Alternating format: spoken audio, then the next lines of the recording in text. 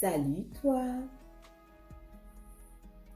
À elle toute seule, elle nous met dans tous les états, logiques et contradictoires, de façon soudaine.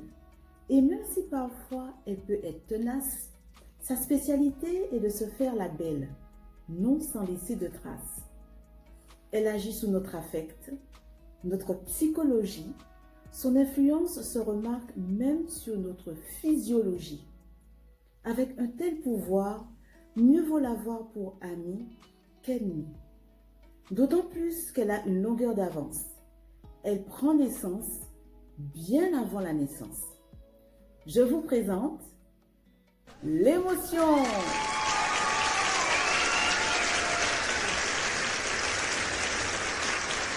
N'applaudissez pas trop fort.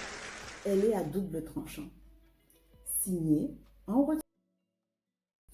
Bienvenue sur Kaleidoscope and Full Life by AT, by Ambre Turquoise, le podcast de la multipotentialité et du multipreneuriat chez les multipotentiels.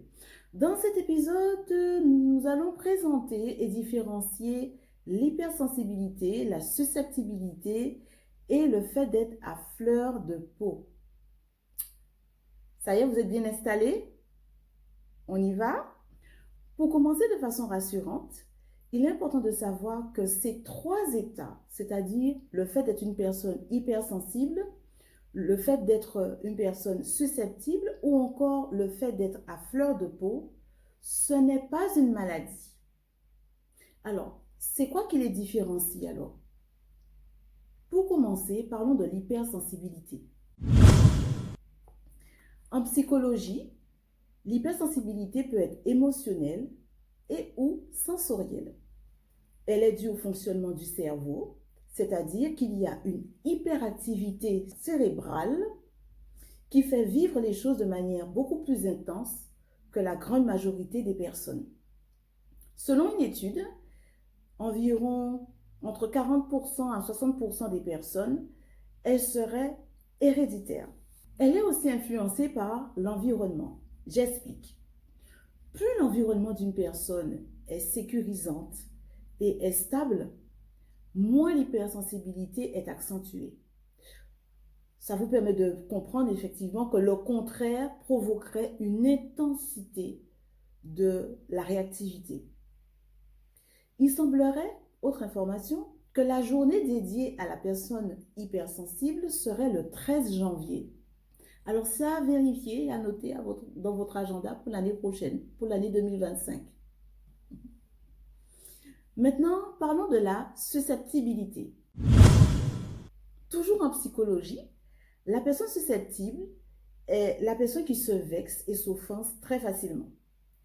Parfois, elle peut même pousser l'exagération très loin face à la critique. Être susceptible est un trait de caractère, une expression de notre sensibilité.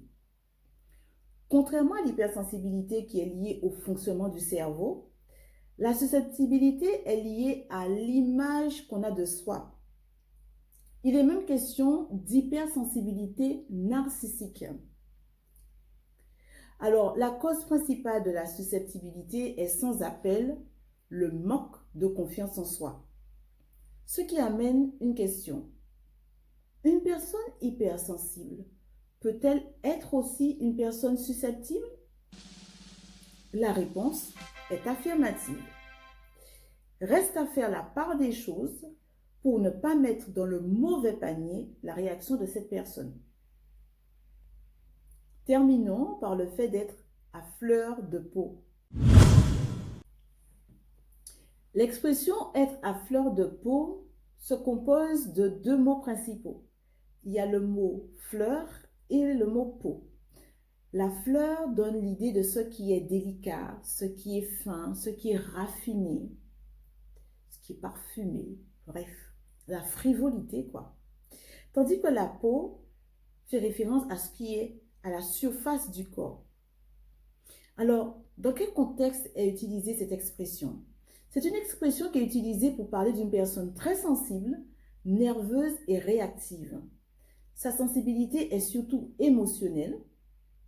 Cette personne réagit très vite et très facilement aux paroles ou aux actions des autres.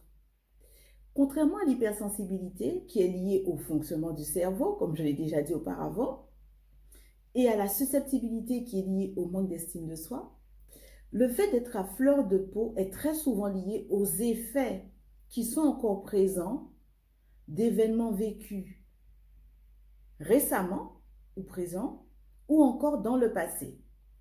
On va prendre un exemple. Imaginons que vous ayez eu un violent coup à l'épaule. Ça peut être récent ou passé. Vous êtes en train de discuter avec une personne de tout et de rien. Et à un moment donné dans la conversation, la personne, elle lève la main. Soit pour se gratter le nez, soit pour vous faire une gentille tape amicale sur l'épaule. Vous avez le souvenir de cette douleur qui est encore, soit vous l'avez toujours, la douleur, ou qui est passée, mais ça vous a marqué le fait que vous ayez eu ce coup. Le fait que la personne ait levé sa main, peut-être même la diriger vers vous, vous allez tout de suite vous crisper. Pourquoi?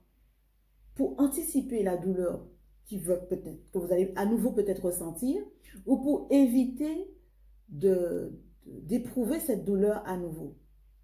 C'est ça en fait, être à fleur de peau.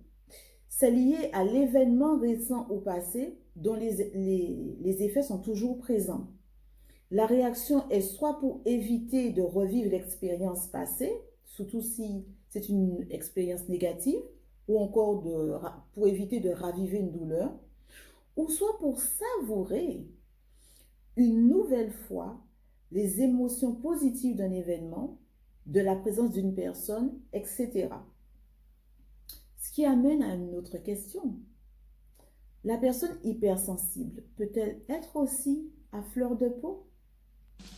À cette question, la réponse est aussi affirmative. Toujours est-il, il convient de faire la part des choses entre hypersensibilité et le fait d'être à fleur de peau. Point. Ainsi s'achève cet épisode. Si vous l'avez apprécié, n'hésitez pas à liker, à vous abonner et à partager si vous estimez qu'une personne dans votre entourage pourrait être intéressée par ce contenu. Tout cela, c'est gratuit. Liker, s'abonner, partager, c'est gratuit. Et puis, c'est encourageant pour continuer la suite de ce podcast. N'hésitez pas aussi à mettre en commentaire s'il y a des sujets que vous auriez souhaité que je développe. Toujours en lien avec la multipotentialité et le multipreneuriat chez les multipotentiels. Voilà, ça me ferait plaisir de développer ces deux sujets qui vous concernent en particulier. À très vite!